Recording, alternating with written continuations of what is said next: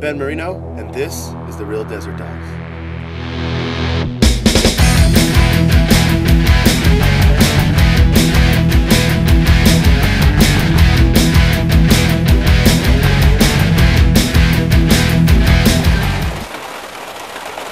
So we're inside of Andy's SUV. The clouds that we thought were not going to do anything are actually upon us. There's lightning striking right above us, and it's windy and it's raining. The chicken is cooking on the grill still. The rain has not been able to put it out, and we're thinking that it's going to be okay. And then we also have green beans and corn and chili beans. The pans are out there, so we're going to see what happens. Hopefully it stops. We think it's going to stop pretty quick. But now we're stuck in here with a bunch of moths that just, they're the ones who knew to hide in here. Look. Now watch this, ready? You got them? Okay, now watch this. This is what's cool. Watch, they freak out because the light's gone. Now watch this.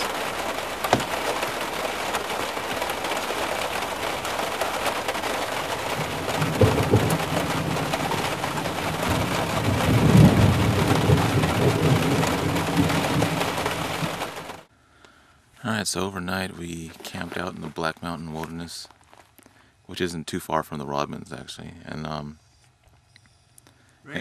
the weather actually died down like around 9 o'clock, and now I think we're starting to get more systems coming in, so I guess more rain is on its way. The plan that we were thinking about doing is going to Black Canyon. Black Canyon is a fairly well-visited archaeological site. Last night's storm left quite a few puddles in our way too. We just came across some water finally, a nice big puddle on the road. On our journey to the canyon, Marty spotted something and asked us to stop.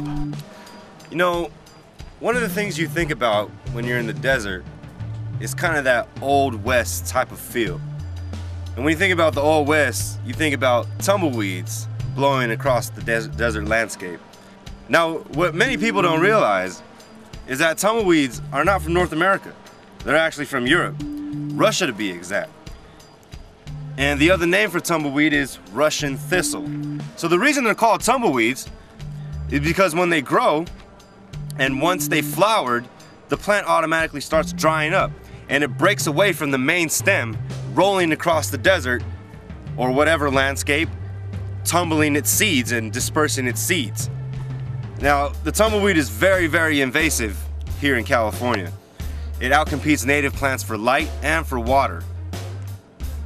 And another thing about the tumbleweed that makes it a problem, it's a problem for people too, because as they blow across the landscape, they'll also blow across roads, increasing the chance of cars hitting them, and they can do some damage. And they'll also accumulate on fences. And a perfect example of that is right here. All these tumbleweeds have accumulated on this fence, and that poses a lot of problems for property owners and landowners, and for native plant communities too. Plan is we're gonna take this east to west road over to Black Canyon. Black Canyon was like a, remember I've talked in previous videos about Indian highways, but Black Canyon was a highway leading from Superior Lake through over into Harbor Lake and all that. Black Canyon has a lot of petroglyphs.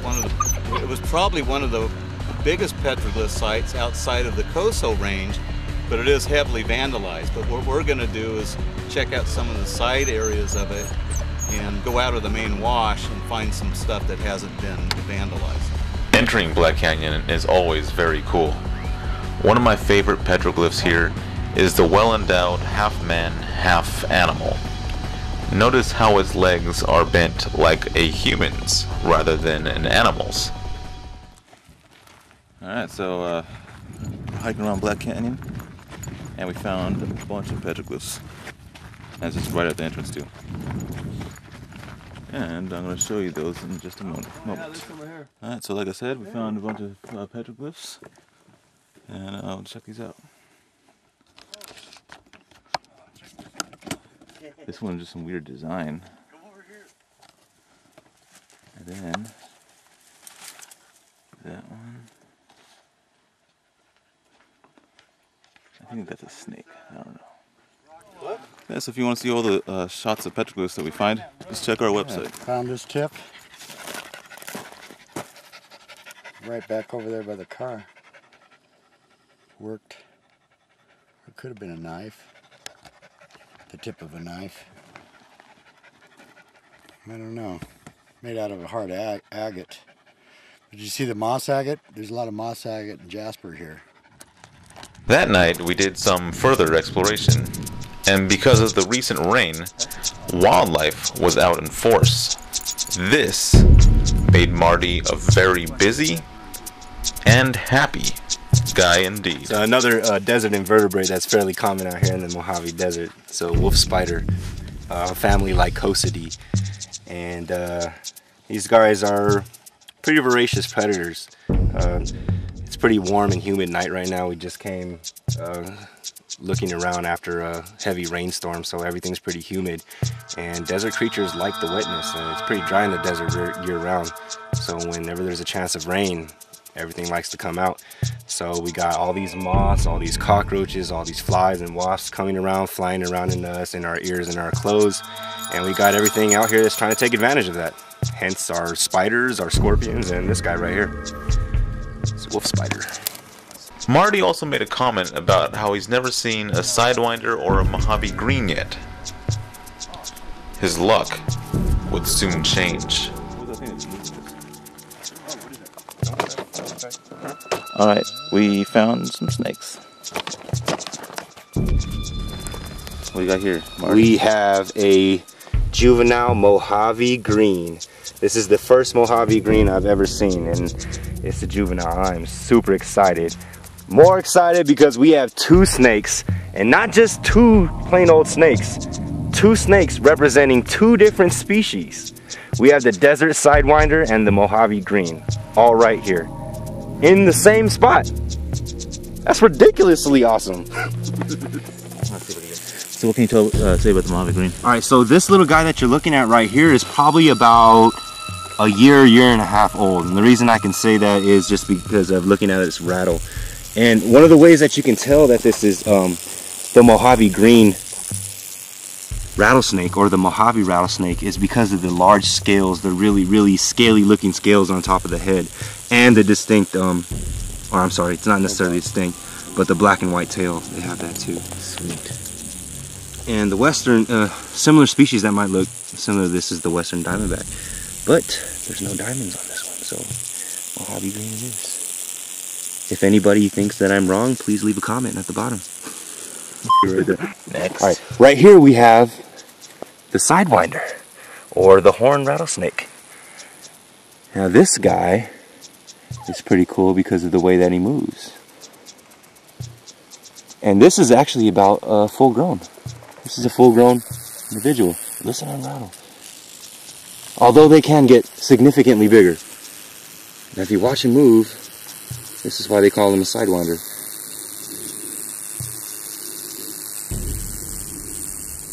See him move?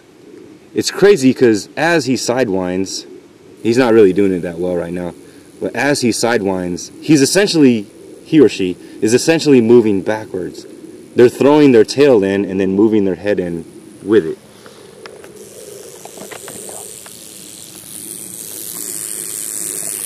Watch out, your hand's like right over the Mojave green. This is awesome! Oh shit! And also life-threatening. Danger, danger, danger! In this episode of the Desert Dogs, we're actually going to get into a little bit of astronomy. Out here in the desert, because of the lack of light, especially where we are at, there's a lot of mountains. So once the light goes away, you get to see the cosmos really well. So there's one thing I want to point out that's really important that a lot of people don't realize. Up in the sky, you can see a glow that goes across the sky. It's like a band. It's because we are on the edge of the Milky Way galaxy. It's like a record. If you've ever seen a record, a vinyl record, there's the inside and the outside. We're basically on the outside and it spins just like a record. So what we always look at is towards the center. And that's where that glow comes in, because the Milky Way galaxy is contains between 100 and 400 billion stars, and the disk itself is about 100,000 light years. So when you look up and you see that glow, what you're looking at is the edge of a disk, and that's the beauty of astronomy. This is stupid, dude. What are you doing? Hey, turn the camera off, dude. What? What are you talking about? Oh, man. Get crazy, get wild, let's party, get loud. If you wanna have fun and do something, if you wanna have fun and do something, get crazy, get wild, let's party, get loud. If you wanna have fun and do something, if you wanna have fun and do something, walk in the club with no idea. What's going on, man? Nothing, dude. No, it's cool. Just tell me. I ain't gonna tell no one. F***ing Ben, dude. What are you gonna do about this guy, man? You saw how he's been acting like the last couple of trips that he's been coming out here, man. This fool just dying for attention, dude. He's talking about like the universe and all this and everything like that. And he hasn't even taken a class on this yet, man. He's acting like a professional, but he's not, dude. It's stupid, man. I mean, at least, I mean, to give him credit, at least he knew what that light year actually was, you know what I mean? But other than that, dude, I don't know, man. It's whatever. Whatever. Good. I'm cool, man. Just whatever. Whatever, huh? Yeah. Alright. Hey, Ben. Yeah. I think Marty's has an issue with you. What do you mean? Well, he's saying that you're trying to hog all the attention. What? Eh? How? Just saying that you haven't even taken a class in astronomy and you're sitting here talking about the universe. That's basically what he said. Really? Yeah? I'm trying to get attention. Yeah, that's what he's saying. Just, dude, I'm trying to get attention, dude. Most of the scenes have been about him talking about insects and scorpions and stuff. So how am I trying to get all the attention? So what? I'm trying to learn about astronomy. The stuff that I just said was true. I mean, I don't get it. He's just saying you don't have to. He's just questioning your credibility. Credibility? Seriously? Whatever.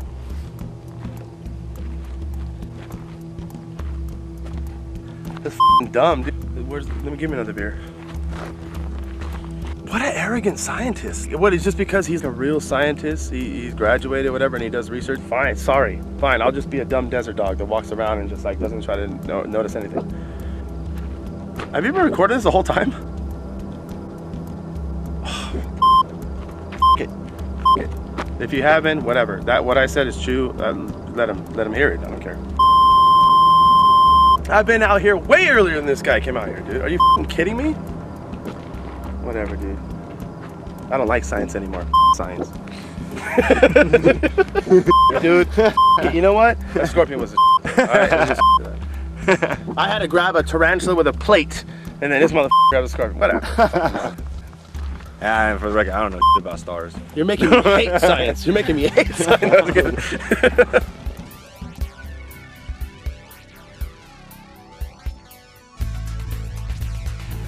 This is Andrew Perry. Let's try and keep it reasonable out there. Ah! Yeah!